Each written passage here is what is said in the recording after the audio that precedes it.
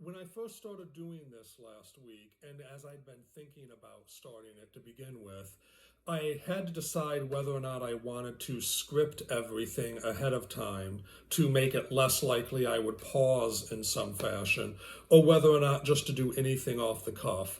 And what I've decided is that in order to keep things more real and more emotional, which is the purpose of this, is to just go ahead and go off of the cuff, except for the stuff that needs to be scripted, like the piece that I wrote last week.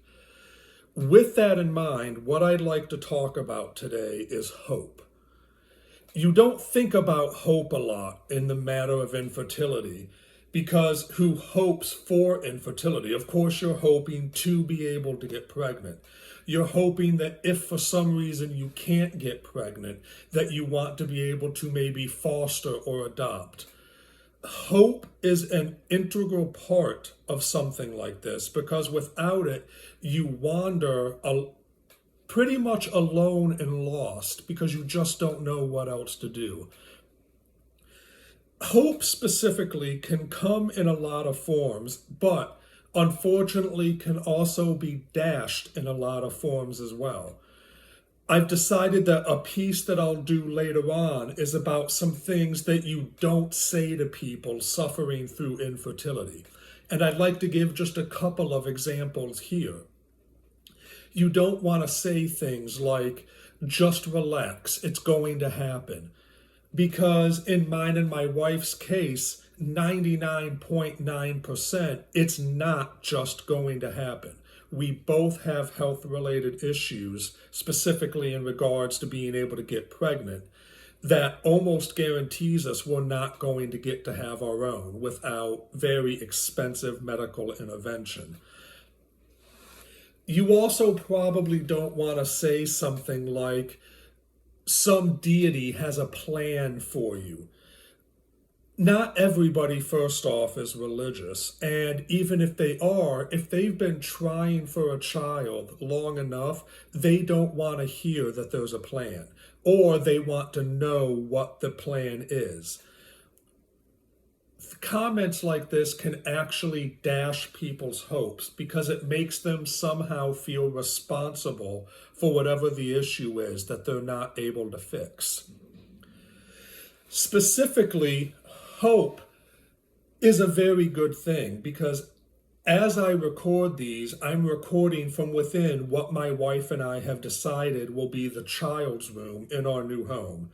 Now, as a little bit of humor, please ignore the very weird color on the walls behind me. When we bought this house, this was a little boy's room from the previous family, and he was rather into Minecraft, so we have this brown color that you see behind me, and this really garish Eric Bana age Hulk green color on the walls off to my left and right.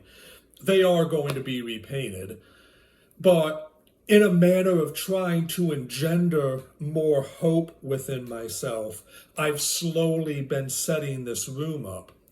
We have a twin bed sitting in here in case if we decide to go the route of adoption, which we're likely going to do. If we adopt a sibling set with an older child, they're going to need a place to sleep.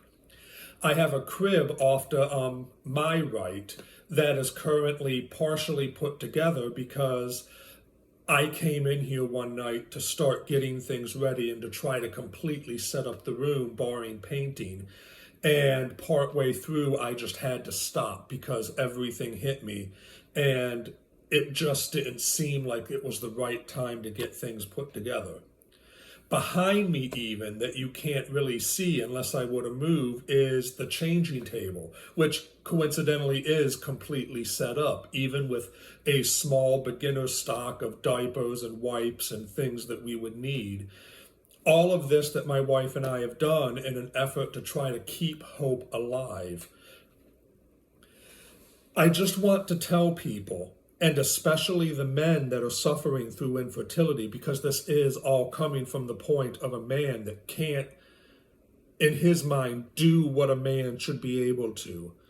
You do have to keep hope. There are different things that you're going to be able to try. There are medical procedures that you might be able to work with. My wife and I recently found out about one called a varicocelectomy, which deals with varicose veins and either getting the blood flow in the testicular region to redirect through different veins or to enlarge the veins enough that blood flow works. And as I've been able to read, in about 60% of the cases, it actually does increase the chances of pregnancy. My wife and I, in fact, have recently met a couple who the wife has the same issues my wife does, and the husband has the same issues I do. They had a varicocelectomy done to the gentleman, and within, I think it was 6 to 7 weeks afterward, almost immediately after they could start having sex again, she got pregnant. Well, they tell you to if you try again very quickly if you want more than one child, because it's best to do so quicker after the pregnancy. And they were able to get pregnant with a second one, I believe, just this last December. It's a great thing for them. And that's one more thing that gives my wife and I hope. It's not necessarily a cheap procedure, costing somewhere around $4,800 to $7,000, I believe, without insurance.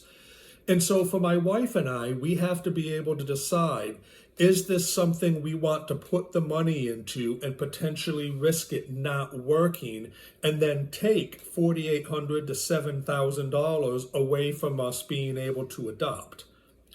A lot of these decisions get to be more and more difficult the longer that you go without being able to have a child one way or another. But I'm going to say again, especially to all the men suffering through infertility, because we just don't get talked about a lot, is to always remember that there is hope. Ultimately, you will always have your significant other. You will always have the hope of being able to have a child, one way or another. Please, whatever you do, never, ever give up hope 100%. There are going to be bad days. I've had a few recently. There are going to be days where you're convinced that it's going to happen, and then you find out that it hasn't. But just never give up hope. Please.